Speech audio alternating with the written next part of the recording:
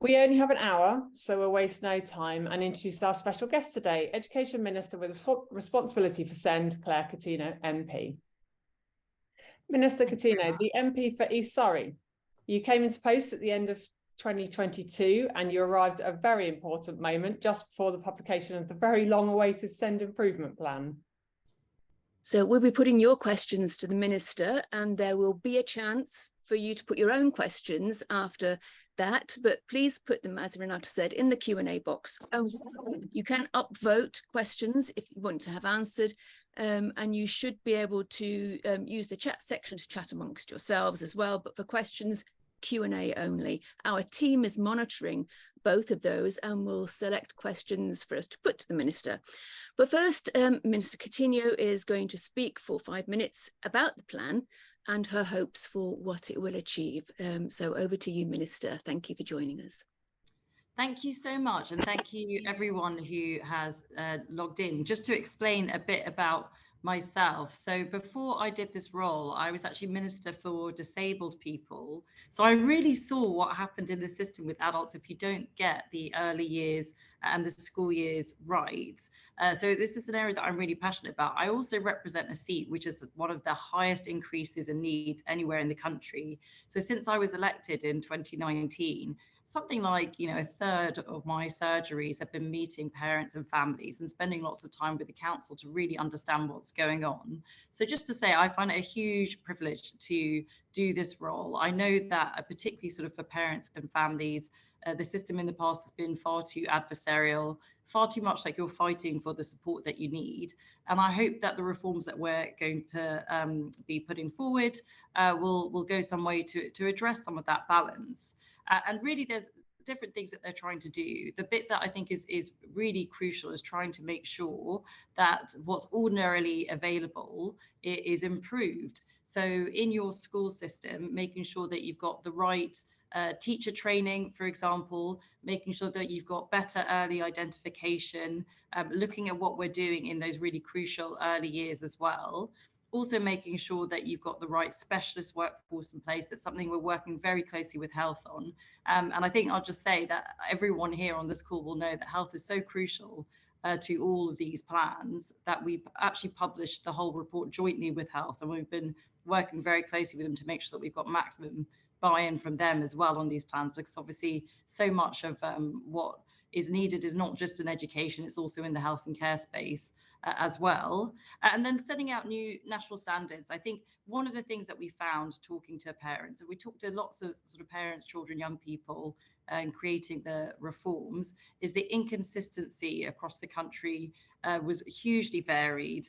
I think it was very difficult for parents to understand what support they should get. Even if they did understand that, going through the process was very bureaucratic, and then actually what they would get at the end could be very inconsistent depending on where they were. So we wanted to try and reduce that postcode lottery and make sure that we set out clearly what the system should be doing. And we're looking at sort of all parts of the system as well. So an area that I'm very passionate about is also AP, where a lot of vulnerable children end up, as well as making sure we've got the right sort of specialist residential, all of those types of provision that we need. And one of the things which I think will glue everything together is we're going to ask each area to have a local inclusion dashboard to be able to see quite clearly what's going on in each area, and they'll have to come up with local inclusion plans. And this is the bit where they will have to, I think for the first time, really set out very strategically how they're going to meet the needs that they have locally, and we'll be able to assess very clearly what those needs are. So those are the broad sections of reform that I wanted to mention. I know that there'll be lots of things that you'll want to ask me about today, and I'm really delighted to answer any questions that you might have. Oh, that was much. Minister Renata. Thank you very much. Now let's turn to the questions you've sent through. Apologies if yours isn't among them, but please do add them to the Q&A and we'll get through as many as we possibly can.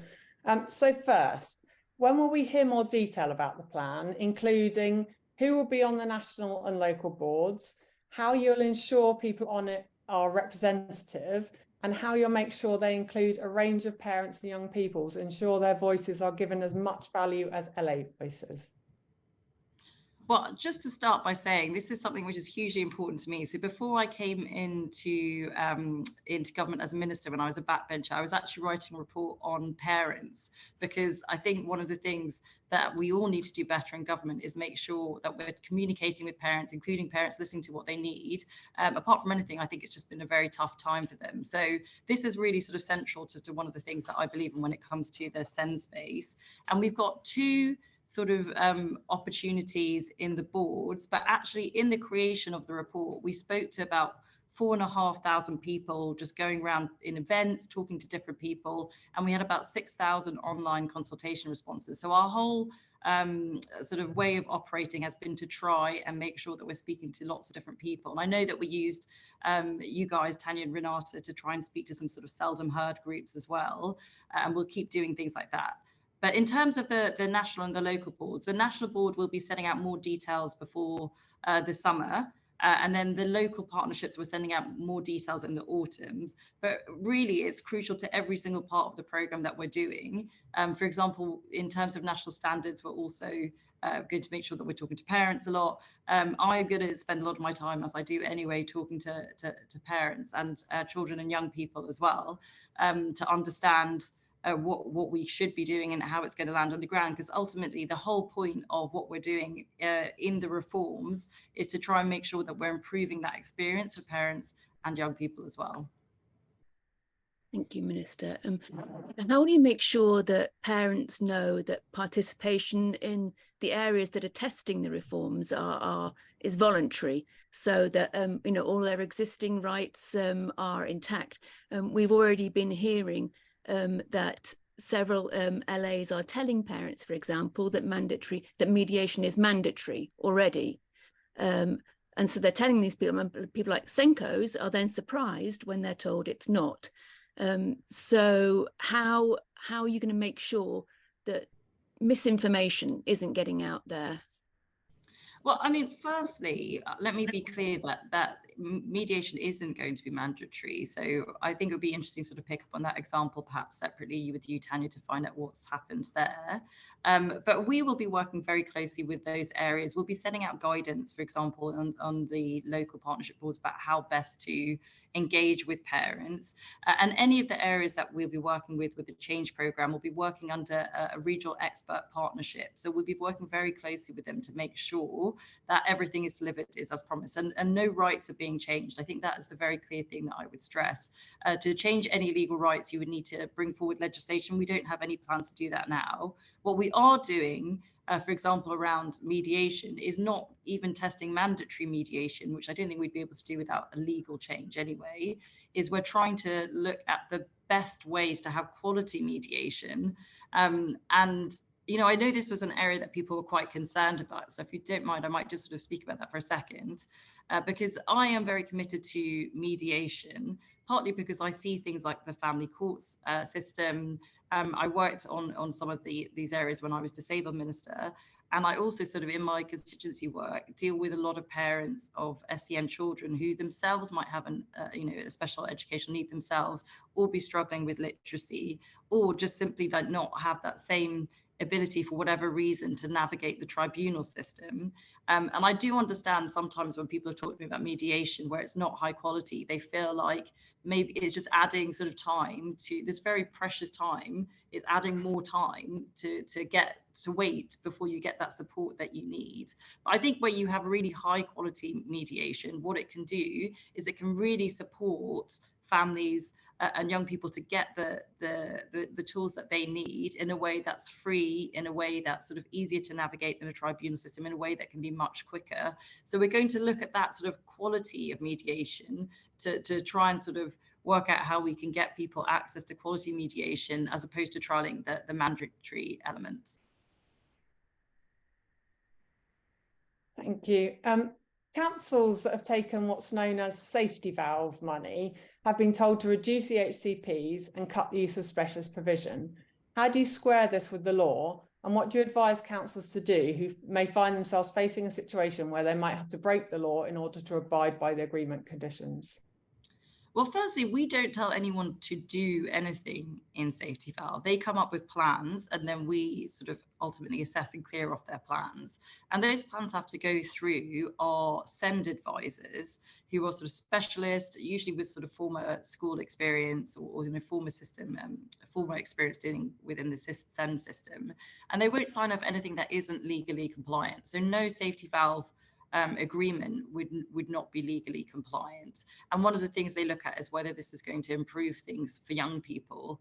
And just to give you an example, there's areas where you might look at why EHCPs have massively increased, where actually it's not about trying to take things away from young people, it's trying to improve the system so that you don't necessarily need EHCPs. So I can give you an example of one area that I was talking to, where the massive demand for EHCPs was actually for under ones. There'd been something like a 45% or close to 50% increase for EHCPs because of speech and language concerns. And I think there, what you could say as the local authority is what we want to do is a really effective speech and language training scheme or intervention scheme targeted at those early years, so people don't apply for EHCPs, because actually what they're trying to apply for is support which actually we think should be ordinarily available, so not linked to the EHCP process. So that might be an area you might think about it. Kingston is another example that, I was talking to someone recently looking at what they were doing there. And again, what they were trying to do is improve the support that was ordinarily available in schools, and also, really crucially, set out really clear transitions guidance, because they found that a lot of people were sort of doing well in primary. I mean, many people on this call will be familiar with this, this sort of occurrence, doing very well in primary, getting to secondary, really struggling in secondary, and then all of their needs were escalating, and then they were sort of going into the EHCP process. So one of the things that they were setting out was actually we want to do much better transition guidance, so pupils are much better supported, and we think that will reduce the demand for EHCPs because our young people and children will be doing better. So where people are saying actually we think the system is the system can be reformed to prevent children's needs from escalating, then of course that's something that we should look at and we should support. But overall, just to give you some assurance, the SEND advisors from our side in DfE are not going to sign off a Safety Valve agreement where they think the outcomes for children are not going to be improving. That is the aim of what we're trying to do through Safety Valve. But that can go in tandem with a reduced need for very specialist support and EHCPs, because you're trying to get in early and deal with people's needs early so they don't escalate. Thank you, Minister. I mean, obviously, I think it depends on making sure that local authorities are then passing on this is what we've seen all along, is that the government will say one thing and the local authority will interpret it to their own advantage. So I would hope that that's something that you would be alive to. Just to go back to the mandatory mediation, that sounds like something new to us, that you're not planning to push ahead with trialing mandatory mediation. Improving mandatory mediation is something that everybody would want, but has this changed since the publication? No, that was in the plans, and if it didn't sort of get pulled out in the communication, then I'll go and look at that. But no, the plan was always that we were going to use the change program to look at improving the quality of mediation, to see how we can make it better. So I think the long-term ambition is to look at what we can do to make sure mediation is good. I think they're probably, if you can have sort of mediation that people can trust in, making that the first step, that's something which is definitely sort of something I'll consider. But at the moment, the change program is looking at the quality of mediation, and I think that is something that we were committed to at the time. So maybe it got lost in the communication. Thank you. So recent government research, it's one of your WAVE teacher research, showed that almost half of new teachers don't feel equipped to support children with SEND. And I know you're about to start this a consultation on ITT. How can we change this so that teachers can come out ready and confident and aware of what they need to do for children with SEND? Well, I think this is really one of the absolute keys that we've got to get right. And, you know, I can think of actually sort of friends I know who've got children who've got an SEND, where actually if the teachers had been more confident and had been better equipped, and I don't blame the teachers, because actually for lots of them, you know, they're doing their best and they're sort of seeing things which maybe are a bit new to them. But if that had all gone well, then actually we probably would have been in quite a different position. So we are looking at initial teacher training and the early careers framework. So teachers coming into the system will get that training and that guidance on how to deal with different scenarios. We're also looking at setting up best practice guides. And the first three that we're taking on are autism, mental health and well-being, and early speech and language development. And that's partly because that's where we're seeing sort of huge rises in need. And I think if you could get sort of teachers feeling more confident in those areas, because we can set out what the best interventions are, you know, how they should sort of approach different sort of situations. I think that would be a really good thing, frankly, for teachers who want to feel confident. They want to feel assured that their approach is the right one. And we also have this program called Universal Services, which I think we've sort of spoken about in the past, which trains sort of different professionals, which is enormously successful. I think it's now sort of reached into sort of 70% of colleges and schools, which again is just upskilling teachers where they need it, giving them the confidence that they have that they need to have the right approach. I think it's that's all fine and well with teachers who are very sort of like on board with upskilling and improving their knowledge. I think the difficulty always arises with the teachers probably need the training the most, who perhaps don't identify the fact that they need the training the most. Is there going to be within these plans a way of ensuring that we don't just have, you know, the good teachers going on the training, and actually this is universal for everyone, not just new teachers but also existing teachers? Well, so in 2019, we changed an Ofsted, a part of the Ofsted rating. So you can't get a good and outstanding as a school now unless you show good outcomes for SEN children. So that will be an incentive at the leadership level of schools to make sure that all teachers are sort of coming forward to make sure that they've got the skills that they need. And similarly, we're looking at sort of MATs at the moment, and we're looking at the review of their regulation and commissioning powers. And again, I think making sure that inclusivity and SEN outcomes are part of what the leadership gets judged on will mean that they will then make sure that all of their teachers in their schools are properly equipped. But I think what I will honestly say is when I go around and talk to schools, on the whole, it is one of the things, particularly sort of in mainstream education, obviously, that teachers raise voluntarily with me. And I think you're right, maybe there'll always be some variation in how much people want to pick up. But I do tend to get a very sort of strong reaction across the board from teachers who want to know more and make sure that they want to feel like they're sort of confident. I think that is sort of inherent in all of our natures, actually, that people want to feel like they're doing well in their jobs. So I think if you look at anything that we sort of set out so far, like universal services is a good example. We've also had sort of mental health lead training for schools, and we did some SENCO training in the early years, and usually we sort of get a hugely positive reaction from schools and teachers to upskill. Just to mention from the chat, there's a statement saying teachers cannot do it all, and that SENCOs are saying that they need access to specialist professionals in a timely manner, and added to that practice guides are not training. I don't know if you wanted to come back on that at all. Yes, so I think the SENCO point, we are reviewing the SENCO training and to make it an MPQ, make it very practical. I agree that's a really, really crucial role. And we're also training people in the early years as well, which we didn't have before. So we're training 5,000 early year professionals to be SENCOs, which I think is also really important. What was the second part of that question? It was that practice guidelines are not training.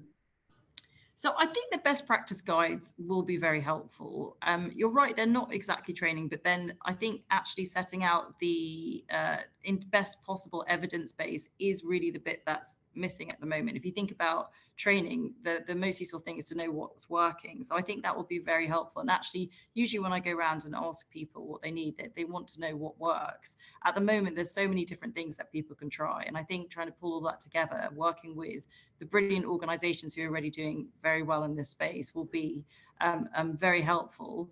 And I think alongside that, obviously having the early years, the initial teacher training and the early careers frameworks that sort of set in people's training going forward will also be a good thing. Thank you. Moving on to the next question. How would the improvement plan ensure timely accountability when councils break the law, such as timeframes, guidance and EHCP provision? And how do you see LAs truly being held to account in a way that changes culture and practice for the long term? In your view, what does true accountability look like? Well, I think the situation that we've got at the moment is you've got too many cases where, you know, the timeliness hasn't worked on the EHCP or people aren't getting what they need.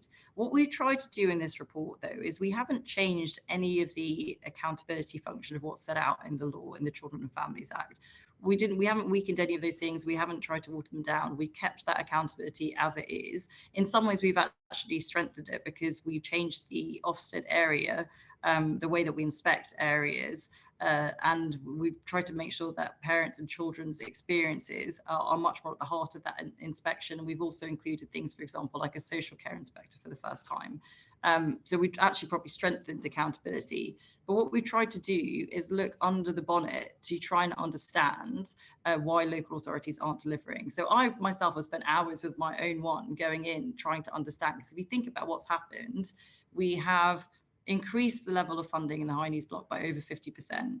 You know, we are building more specialist school places. We're bringing forward educational psychologists. We're doing all of these things. And so when I went to speak to my area, I said, well, why is this not working?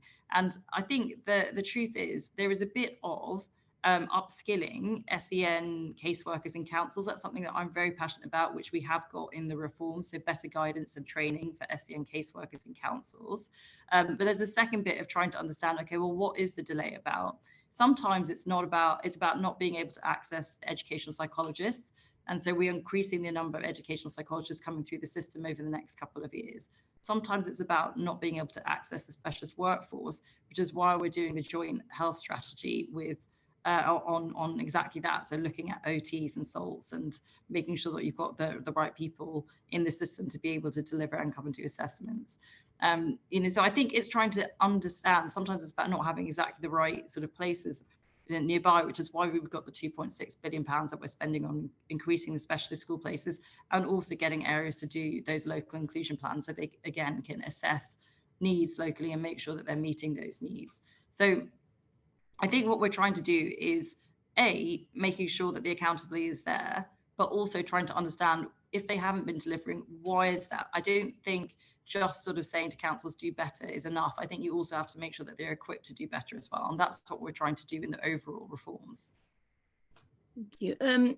So many of these ideas are not going to be coming to fruition immediately. They're going to be up to 2025 and so on. What is being done immediately that can improve the quality of council decision making and the lawfulness of council decision making, and to reduce tribunal times? Because I think those things would go a lot way, also the funding, but those things would go a long way to improving provision immediately. Yes, so I mean the funding's changing obviously, and it has been for some time. So now the high needs block I think is up 50% over the last 4 years. We've also taken schools funding to real terms historic highs. We've also already been spending the £2.6 billion on building more specialist school places. So we've I think built 91s with 49 in the pipeline. There's like another just less than 10 opening in the autumn, and we announced 33 further ones when we were doing the reforms. We also we've been training the educational psychologists for the last couple of years. So the first increase of educational psychologists that we started training should be actually up and running quite soon, because it's 3 years training. We started about 3 years ago. And we're doing the local inclusion partnerships and local inclusion dashboards. More information on that will be set out by the end of the year, which is that bit where you can look at each area to see what's happening, and also they can start working together to set out plans to improve. So we are really motoring, and other bits, obviously we're starting the work now, but the fruition of that work will take a bit of time. That's something like the best practice guides, and that's because we really want to make sure that we're getting that right and we're including the best work that is already out there, and we're not sort of trying to reinvent the wheel or missing things. But the work is really, really underway. And I think trying to make sure that you've got enough specialist places, that you've got the right sort of specialist workforce in place, and that you've got sort of more funding in the system, I think that will be an immediate help. And hopefully all of this reform will then work around it to make sure that we do then over the next couple of years get to that position of a system which truly is is delivering what it needs for everyone at the right time. I guess my point is it's not so much the guidance that you put out, because we have the same code of practice in the law, and you put that out and people like it, and it's how can you make sure that local authorities are doing as soon as possible, are doing what you say that they should be doing? And we've got the structure already. How can you make them do that now rather than Right. No, so that's a very good question. So one of the things that we're changing now is the ladder of intervention, we call it, which is basically how we intervene on councils that aren't doing what they should be doing. So that's when we sort of send commissioners when they have a written statement action. We will go in and work very closely with them and make sure that either through some of our programs that we have, delivering better value, for example, or working with the same commissioners, that we're really going in and looking to see what's going wrong. And that's what we're doing now where councils aren't performing. And so that's something which I think is really important at the local level, that we can go in and sort of intervene and say what's happening at the local level, because actually you get quite a big variation on what's not working well. So I think I gave an example earlier, for example, where transitions was a major problem, but in other areas it might be post-16. So I think that ability to sort of go in and act depending on the very specific local needs is really, really important. I think it's not just about what's not working well, although that is obviously a really important thing to understand. I think what people are keen to understand is what happens when local authorities are breaking the law. So they are actually breaking the law, and it's called out in tribunal. Everyone is aware it's happening, and yet nothing happens as a consequence. So that sends a very clear message that it's okay. Well, I mean, firstly, I think where councils are breaking the law, they are actually sort of spending a lot of money in tribunals, right? So it's not that there's no cost to them. And losing. And exactly, so that is actually a vast cost to them. I think what's really important is understanding why that is happening and making sure that it doesn't happen again. So to your point, Renata, it is that we are working with them to try and make sure that that doesn't happen. I do think sometimes you need to look at why that sort of culture has emerged, and it may be that actually they have some particular problem, like I was talking about before. It may just be that they're not behaving the way that they should, but I think the appropriate course of action is to make sure that we are working alongside them, intervening, and that's something that we do alongside the whole of our different sort of programs that we do with councils, because sometimes when areas get it wrong, it could be leadership, or it could be that actually they're really struggling with something, and we do need to sort of go and work on the local level with them to understand what those things are. While the Department for Education has put money into SEND, the delegated amount given to schools for SEND support hasn't changed since 2009. So that's a real terms cut. And one of the reasons schools don't want children with SEND, unfortunately, will this be increased and ring-fenced so it's available to help children at an earlier stage? So the amount of money that we give to schools has gone up via the element which relies on things like prior attainment and deprivation factors, which obviously has quite a high crossover. So that's gone up by about I think 15-16% over the last few years. What hasn't changed is the £6,000 that schools have to spend before they can apply to the high needs block. But overall, this it does sit in in a context of the real terms fundings for schools, which obviously what a lot of schools use to pay for these things before they get to the high needs block spending, has gone up to real term historic highs. And the high needs block has obviously gone up a huge amount by about 50%, as I mentioned. So we are sort of putting a decent amount of investment in the system. I think the areas where I think, you know, will really help schools overall in terms of their budget is increasing the number of specialist school places, which we're doing, because I think actually sometimes you've got children who are in mainstream who really should be in specialist provision, and that's sort of quite difficult for the school.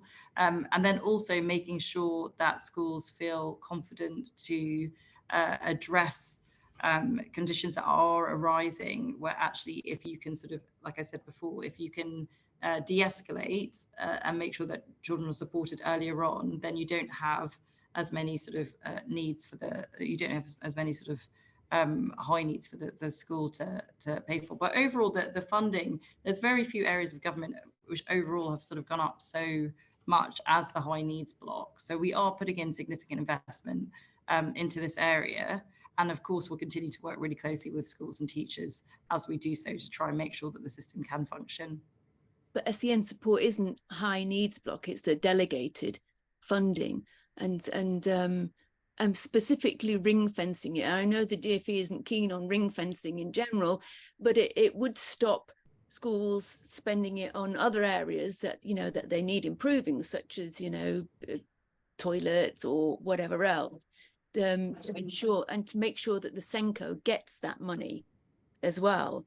Is that something that you will be looking at, thinking about doing? It's something that most parents are always asking for, to make sure that the money going into the SEN support delegated budget goes to SEN. Well, so I think I'm right in saying that bit has gone up, but you know, of course, we'll keep looking at every part of the system, because ultimately we want it to work. And I think there is a mix of sort of making sure that schools' overall budgets are, you know, high and well resourced, so that they can make some of these choices themselves, as well as looking at the delegated element. And I think the high needs element is obviously important as well. So if you could wave a magic wand, and after this we are going to go to your questions, attendees, so thank you for being patient.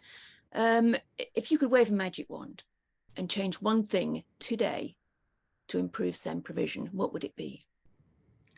So I was trying to think about this question, and I think the thing that I would really love to be able to do is to get early identification right. And that's because I think there are so many people and cases that I speak to, so parents I speak to about their children, and they kind of go, if we'd only picked this up 5 years ago, we just wouldn't be here. And those are the ones where you just think that just seems like such a simple thing. If we could just get that bit right, then you would just transform the education of so many children and young people. And I also think then you would be able to sort of have more resource focused on those really complex cases. I mean, I also get sort of people who've got, you know, children with really severe disabilities, and they're going to need support for their whole lives. And I think you'd be able to then sort of increase the level of support that they get, but also make sure that children really are sort of reaching their potential and not sort of ending up. I think the thing that makes me really sad is when you've got a child who's struggling with whatever educational need, and then after a number of years where it hasn't been addressed, they end up with like an SEMH issue as well, because obviously the sort of the pressure and the knocks to their confidence that journey takes them on then also sort of leads to other challenges as well. So I think being able to get early identification right is the thing that I would change. But I'd love to hear what you would change as well. You know, I would just make sure that local authorities obey the law, and that would improve things for me. Yeah, and I'd say accountability and culture change would be absolutely top of my agenda. Okay, we're going to turn to the attendees' questions now. So first, we've had a few questions around here, so I'm going to attempt to amalgamate them in hopefully a coherent way. So there's a lot of sort of standardization that's going to be coming in. You know, we're looking at national standards and banding and things.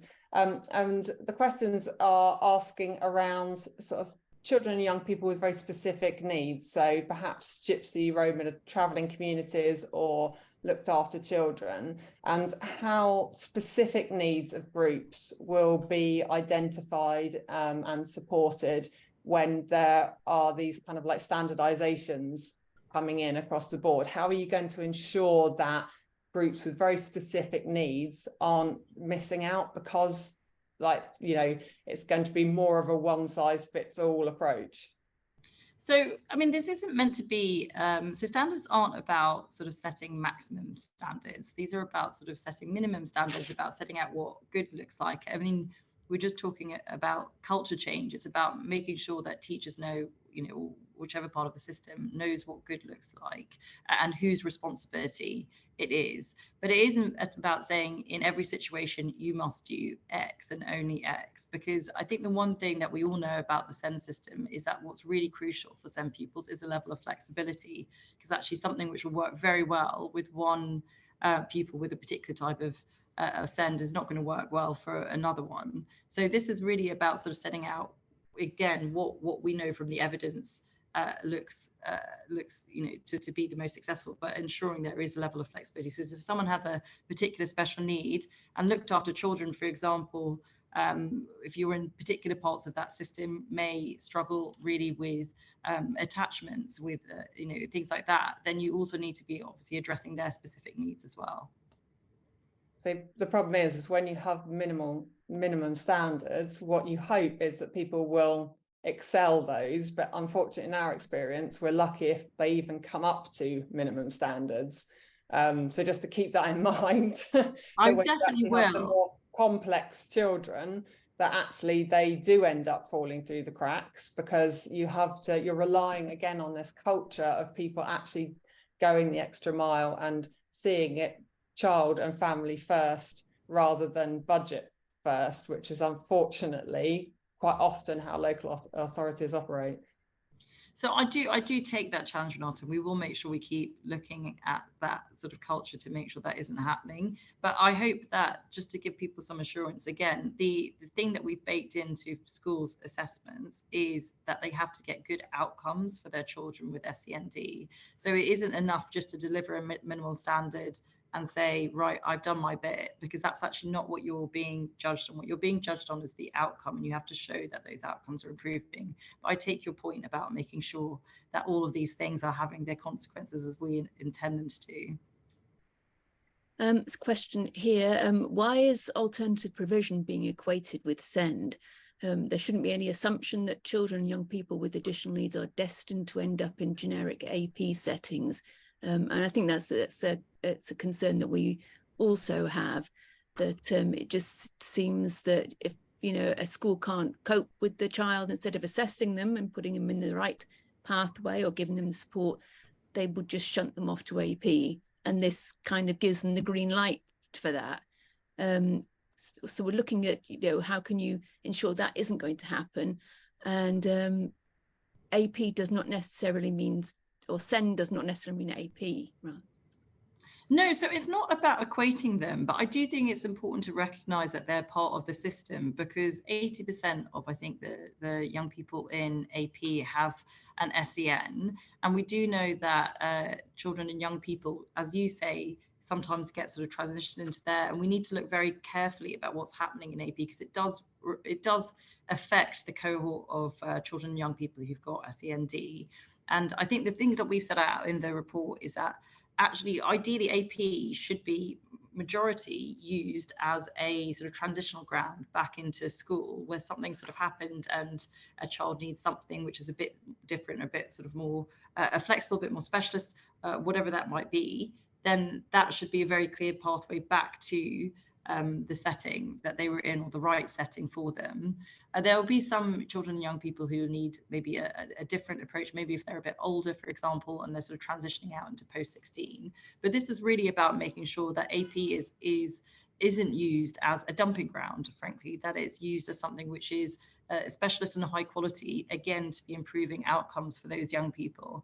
And I actually think it's a positive thing that as part of the local inclusion plans, for the first time, and part of the inspection framework for the first time, we are looking at AP, because it is often those more vulnerable children and young people from disadvantaged backgrounds who end up in AP, and it's not clear that it's always sort of getting them the progress that they need, which is ultimately what we want. So I do think we need to look at it as part of the system, but it's not about equating the two things.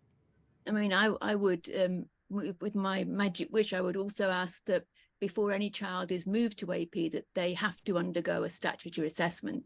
That is obviously not the law, but I think that would be really important, and would make schools think twice as well. How do we stop the local authorities from providing their own version of training, which can heavily rely on what they can provide and not what the law states? This is where schools get confused, as they're reliant on the local authority to be providing accurate information. So one of the things, like I said, that I was very passionate about is our guidance and training for caseworkers, because having talked to parents from all different sort of parts of the country, one of the things which comes up so much is actually the council gave me the wrong advice, or, you know, whoever was their caseworker, their caseworker has changed sort of 5 or 6 times for a start, but then they were being told different things, or the communication wasn't very good.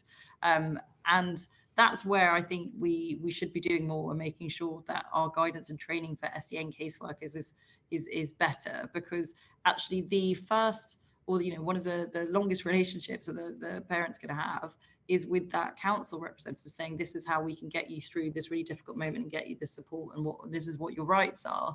So I think it's really, really important that those people are really well trained, and actually they are giving both parents and schools the right advice, which meets the law, but also is in the interest of the family and the young person as well. A question here about FII, fabricated or induced illness. Are there plans to have frameworks to protect parents from parental blame and from FII accusations? And if not, can this be looked at? I mean, I know particularly for children, for example, with conditions like Ehlers-Danlos and so on, and complex needs or undiagnosed conditions, parents do end up, you know, under the scrutiny. What can we do that can ensure not just shunting over to health, but to include that in education guidance? So I have spoken to actually a couple of parents where this has happened.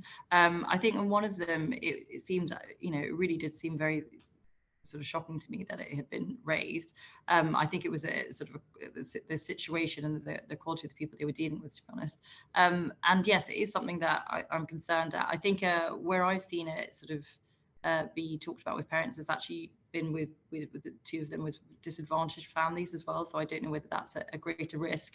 And I think it's something that we need to look at carefully. Of course, you know, professionals need to be able to safeguard and make sure they're asking searching questions where they need to, but absolutely parents should not be targeted or being used as a sort of way of sort of trying to shift sort of blame or anything like that. So yeah, it's something that I'd happily take more time to look at. Do you recognise that it's not always about escalating needs? Early identification and intervention doesn't fix autism, Down syndrome, etc. These kids will need support throughout their education. It's not just about early intervention to sort them out and then they'll be okay and the support can be withdrawn. Yes, of course I do. And I'm sorry if it came across that way. But I think the examples that I'm thinking of is, for example, take autism is sort of children and young people with autism going into schools. And then if for whatever reason, teachers or that school system hasn't really fully understand how to meet their needs, they end up sort of being left behind. They are not making the progress that they should. Perhaps there's a bullying situation going on or something like that, and they end up with further needs, which are, you know, as we know, high risk in terms of mental health and sort of emotional behavioral things like that. So it's not about saying, oh, you can early identify and then poof, overnight, you don't need any more support after that at all. But it's just about making sure that you get the right support. And I think then whatever that support that child needs, that's great. They should be able to get that support. But the thing that I'm sort of concerned about is trying to make sure the situation doesn't escalate, which it can do. And I know people on this call will sort of be very familiar. It can escalate in this really awful way that I would really like to prevent. And that's the bit that I'm talking about. Is those sort of, it's the additional needs created by having a really difficult experience with the system that I'd like to prevent by early identification. There's a couple of questions here about SENCOs. So it's about the how the proposed MPQ for SENCOs, how will it differ from the current SENCO? Will it be government funded like the other MPQs? And also, one of the other concerns is SENCOs having so many other roles as well, which means that they don't have the time or the headspace to devote to just being a SENCO. So obviously, you know, the class teacher, head of year or whatever, and that's kind of a superhuman ask. So an answer for the you know, funding for MPQs, how will it be different, and these multiple roles that SENCOs have to do? Yeah, so they will be funded. They will be funded. The difference is the MPQ, we're making it sort of very practical. I think one of the experiences that I heard from parents was actually the variation in sort of SENCOs. It can be quite enormous. We know there are some absolutely brilliant ones. I've met some amazing ones as I've sort of gone around and visited different schools and settings. But that ability to sort of have very sort of real practical experience of SEND children, I think makes such a difference, because actually, again, when you think about, I think we were talking about before, this difference between sort of having a minimum standards of in every single situation you do exactly X, Y, and Z, or just having the knowledge and experience to know what kind of flexibilities would work around for that child and young person. I mean, I can give you an example. I was talking to someone whose child had autism, and after sports, they were taking a long time to calm down. And they had an initial SENCO who said, right, I'm going to count to 5. If I count to 5, then you have to have calmed down, which obviously didn't work for that young person at all. And then they had they went to a different school. They had a more experienced SENCO who said, I'm going to give you as much time as you need. You take as much time as you need, and you let me know. And then over a period of time, they got that sort of down to about 5 minutes from like an hour initially. And that isn't sort of someone using a prescriptive, this model will work in all cases. It's someone who understands what de-escalation is and understands how to apply that in the real world. So the point of the MPQ is to make it very sort of practical and filled with experience of children and young people as well. And the multiple roles? The multiple roles, yes. Okay, so the multiple roles, I think, is an interesting one. It's obviously quite a difficult time. I think schools have a lot on their plates. I do think we can mandate for people to have single roles, but I think having the really sort of high quality training, also the wider teacher training in schools, so not everything falls to the SENCO, because actually I think there's lots of stuff which could sort of be dealt with in a way by improving the sort of the overall level of training for teachers as well, and so that everyone feels more confident, which will help. And I think, again, also making sure that inclusivity and SEND outcomes are at the heart of sort of leadership and governance in the schools will make sure that schools are giving those people hopefully enough time and prominence to do their job as well. But I think that is part of the overall system changes in making sure that we have a much sort of greater focus and greater strategy on this area, which will also support the SENCOs, but again, give them more prominence as well. I mean, there's a few questions coming up on here about teaching, about recruitment for specialists and for teachers. I mean, if you look at everything that's going on, who would want to be a teacher with everything that is piled upon them? But what are you doing to help that, to encourage people to come and train as teachers, and crucially to stay? Yeah, so I mean, I'm related to a couple, and I think there are sort of challenges at the moment with strikes, which you'll have all seen. But actually, the situation for teachers starting salaries is going up to 30k. I mean, the pension benefits are about sort of 20, I think it's 23%. There's lots of things that we've been improving actually in terms of workload, which is something that I think a lot of teachers have talked to us about, which we already did a bit of, but we're also improving that as well. And ultimately, it's a fantastic profession. So we have actually seen the recruitment of teachers do quite well and I think the thing is to make sure that we are sort of explaining what a wonderful profession it is, which it clearly is. I think there's a second bit around that in terms of making sure that teachers sort of feel confident when it comes to the SEND part of their work, and that's where I think these reforms will help, because actually sometimes you go to talk to teachers and they are enormously passionate about doing well for their young people, but where they feel they're not equipped, like in any profession, I mean, I know there'll be lots of people doing lots of different jobs in the school, but like in any profession, you want to feel that you're doing a good job. So I think whether it's through our training programs or trying to make sure there's enough specialist workforce for them to access, I think all of those parts of the changes of the SEND work we're doing will also help with overall retention and recruitment of teachers, because it makes the job more rewarding if you feel that you can do well in it and you're doing the best for your children and young people. You've talked a lot about the importance of good end results, of good outcomes. And I was wondering whether or not you think that what constitutes a good outcome for a local authority is the same or very different than what constitutes a good outcome for families and young people. And how are you going to ensure that those two align so everyone's in agreement that it's a good outcome? So it should be the same, right? Because if you think about local authorities, whether it's sort of looking at what they have to provide for in terms of housing, or in terms of support for, they have to support all of these different things, they do better when the young people in their areas do better. So actually it should be the same, it should be completely aligned. I think what we have seen in the recent a huge rise in need, which has put councils under lots of pressure, and then I think you have seen some sort of areas where, because of the huge pressure they're under, they have big deficits, and then everything starts to sort of the wheels come off the wagon a bit. And that's what we're trying to change by making sure that we've increased the level of funding that they're getting, but also making sure that they can access the things that they need to support children and young people locally. But overall, the alignment should be the same, because each area will do better if their children and young people are well supported. But how do you ensure that the alignment is the same? So when you're assessing this and you're trying to decide whether or not, the outcomes are positive outcomes, how are you going to ensure that it's not just local authorities saying, yes, this is great, and parents going, no, hang on a sec, this isn't working for us at all? Well, so there's two things. I think firstly, at the school level, again, making sure we look at outcomes for pupils. I think that's really important.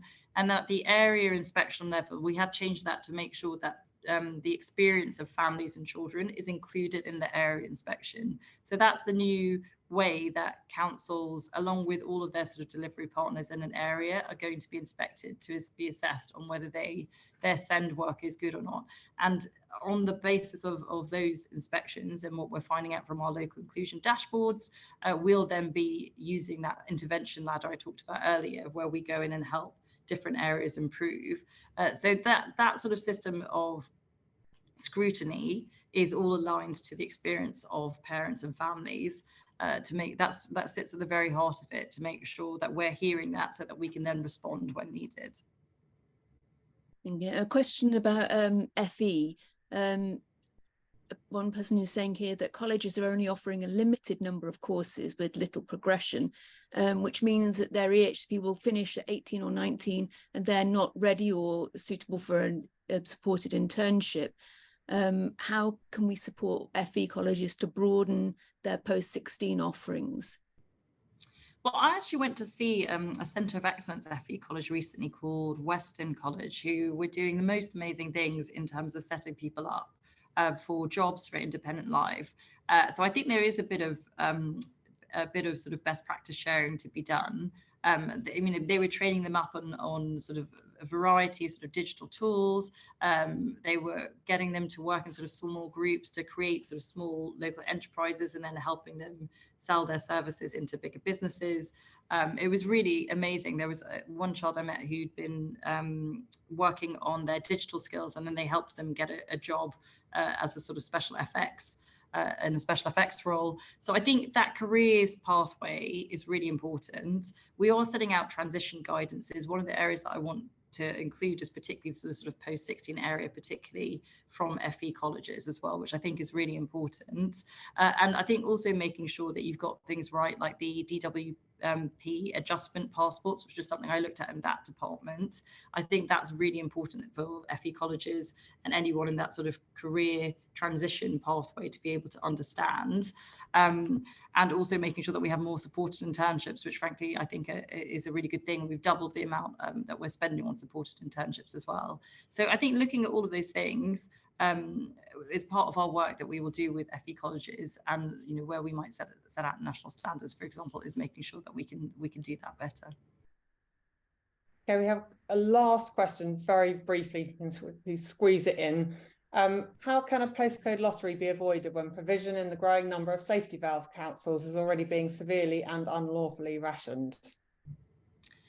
Well, I mean, firstly, safety valve, it shouldn't, you know, when we sign off the plans for safety valves, they have to be legally compliant. So I'll happily sort of look at that case that whoever's raised that. So it should always be legally compliant. And then what's really important, I think, in terms of, again, those aims and ambitions of safety valve, is that what we're doing is making sure, for example, that you've got the right sort of transition guidance in place, or you might be upskilling teachers.